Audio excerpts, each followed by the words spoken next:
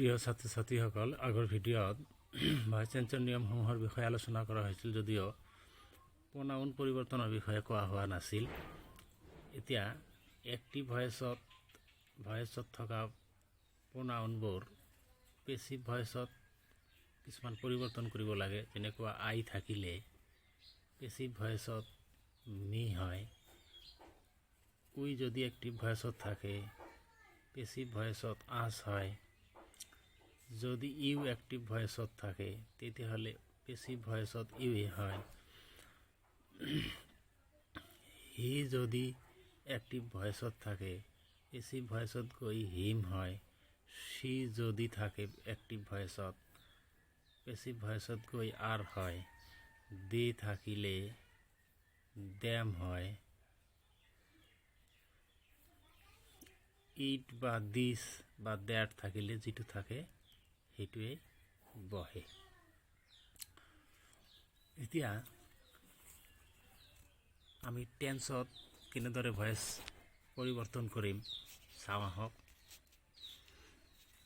আৰম্ভ কৰিছোঁ present indefinite টেন্সত বা চিম্পল প্ৰেজেণ্ট টেন্সত ভইচ। চিম্পল প্ৰেজেণ্ট টেন্সত যিটো ফৰ্মত আমি সেন্টেন্সবিলাক লিখোঁ, দ্যাট ইজ টেন্সৰ যিটো ফৰ্ম। আমি এটা সেন্টেন্স লিখিবলৈ হ'লে subject plus V1 plus object, এই ফৰ্মত আমি লিখোঁ আৰু এই ফৰ্মটোৱেই হয় এক্টিভ ফৰ্ম। ইয়াৰ পেছিভ ফৰ্ম যদি আমি বনাই লওঁ তেতিয়া অবজেক্টটো আমাৰ নিয়মমতে আগত আহিব।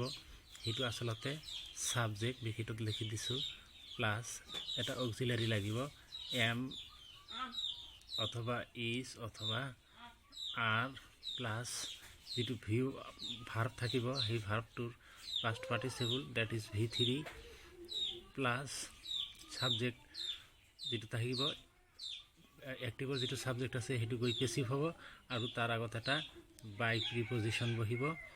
তাৰপিছত সাবজেক্টটো গৈ অবজেক্ট হ'ব। উদাহৰণ হিচাপে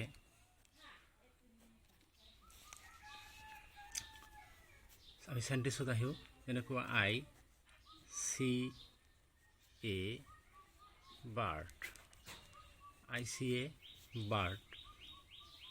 ইয়াত I subject, see verb, a bird object.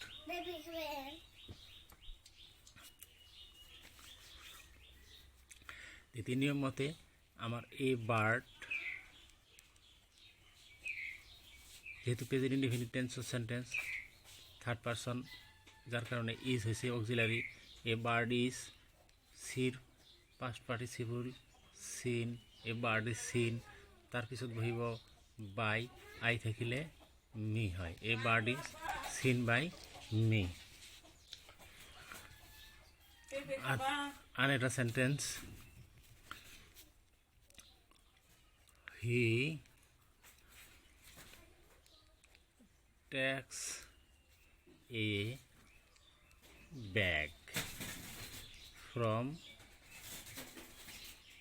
Rina. এই ফ্ৰম ৰিনা এইটো আহি আমাৰ সাবজেক্ট হ'ব নোৱাৰে। যদি এইটো সাবজেক্ট হ'ব নোৱাৰে তেতিয়াহ'লে আমাৰ সাবজেক্ট হ'ব পেছিভত আহি সাবজেক্ট হ'ব এ বেগ। এইটো অবজেক্ট 1, এইটো অবজেক্ট 2 বুলি আমি ক'ব পাৰোঁ। গতিকে এ বেগ ইজ টেকেন বাই, হি আছে হিম হ'ব। A bag is taken by him from Rina. A bag is taken by him from Rina. যেহেতু এইটো এক্টিভৰ সাবজেক্ট, এইটো ভাৰ্ব, এইটো অবজেক্ট আহি সাবজেক্ট হৈছে। সাবজেক্ট মতে এটা অক্সিলাৰি বহিছে, ভাৰ্বৰ V3 বহিছে। তাৰপিছত V3 পিছত বাই, তাৰপিছত সাবজেক্টটো গৈ অবজেক্ট হৈছে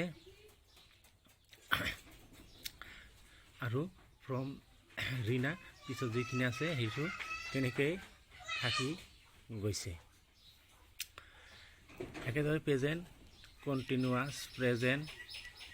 কণ্টিনিউৱাছৰ ফৰ্ম হ'ল ছাবজেক্ট, এইটো active subject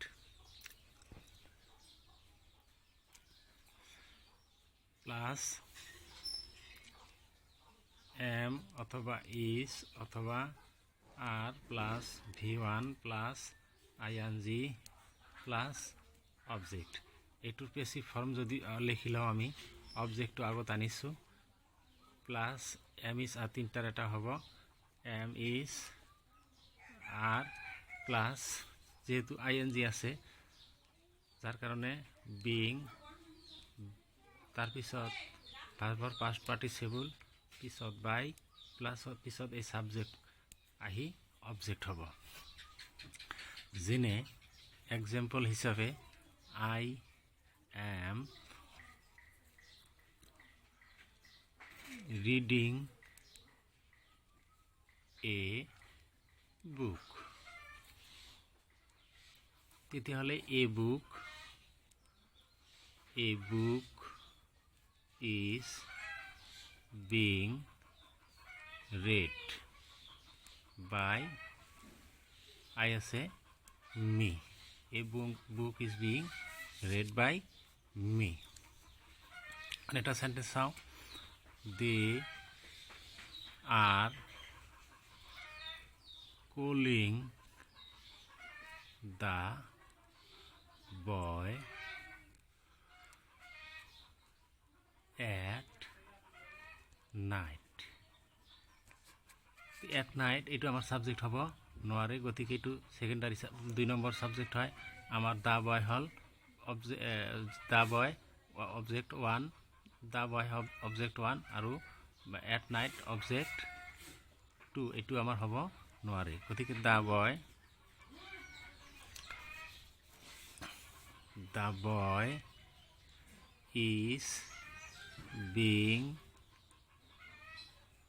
is being called by they আছে them at night. The boy is being called at night. Present continuous নিশ্চয় অলপ আইডিয়া আছে, হৈছে বুজি পাইছা। এতিয়া আহোঁ আমি প্ৰেজেণ্ট পাৰফেক্ট টেন্স লৈ। প্ৰেজেণ্ট পাৰফেক্ট যিটো ফৰ্ম হ'ল ছাবজেক্ট হেভ নতুবা হেজ প্লাছ ভাৰ্বৰ পাষ্ট পাৰ্টিচিপল প্লাছ অবজেক্ট। আমি এইখিনি লওঁ। ইয়াৰ passive form object plus have নতুবা হেজ প্লাছ বিন প্লাছ ভাৰ্বৰ past participle by plus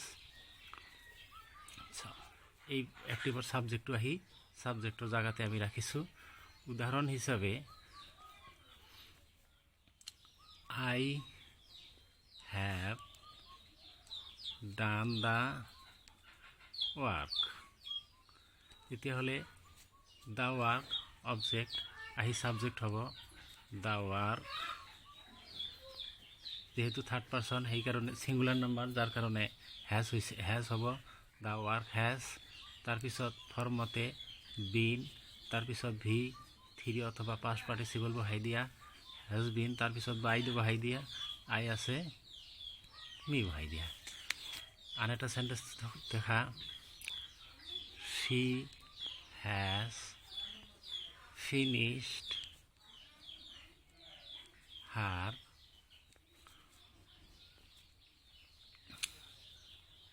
work in time. her work object, তেতিয়াহ'লে her work সাবজেক্ট বনাই দিয়া, her work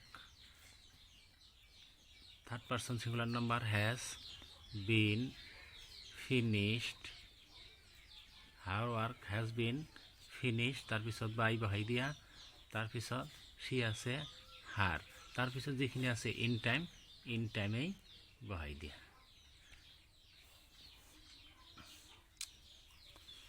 এয়াই হ'ল মোটামুটি প্ৰেজেণ্ট টেন্সৰ ভয়েস।